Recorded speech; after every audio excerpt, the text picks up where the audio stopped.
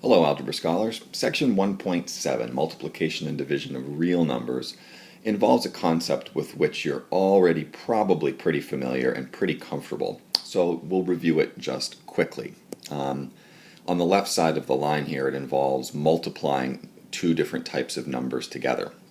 A positive times a positive yields a positive, whereas a negative times a negative also yields a positive.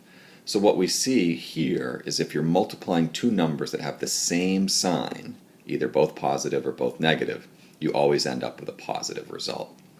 Whereas with the last two rules, if you're multiplying two numbers with different signs, a positive and a negative, and you see here the order doesn't really matter, you always end up with a negative answer. And the rules apply to division the exact same way they apply to multiplication.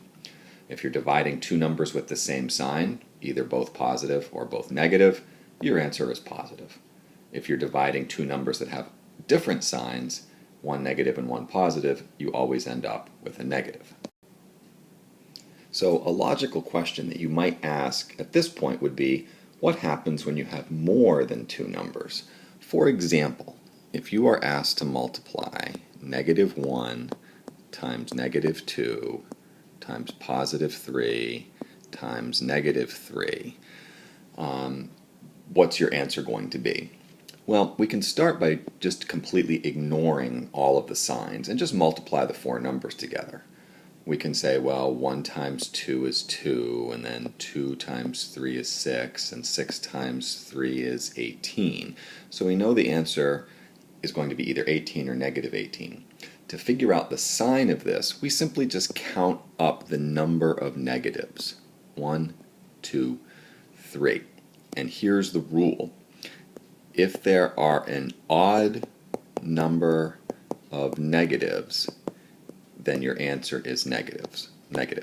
If there are an even number of negatives, then your answer is positive. Since this problem had an odd number of negatives, we know that the answer is negative 18. Next, we have some rules for 0, some very special rules. So all the rules we talked about before involve numbers that are not 0. But if we throw 0 into the mix and we say, okay, what is 0 times any real number? Doesn't matter what it is, the answer is always 0.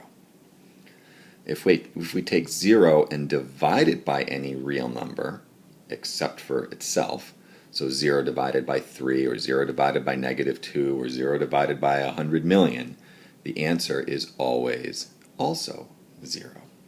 However, when we flip that problem upside down, and we take any real number and divide it by 0, we get what we call in math undefined.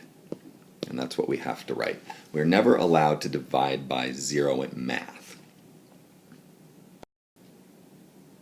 Finally, the last piece of section 1.7 has two really important vocabulary words, opposite and reciprocal.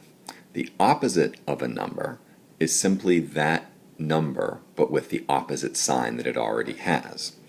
Whereas the reciprocal of a number is 1 divided by that number. So, for example,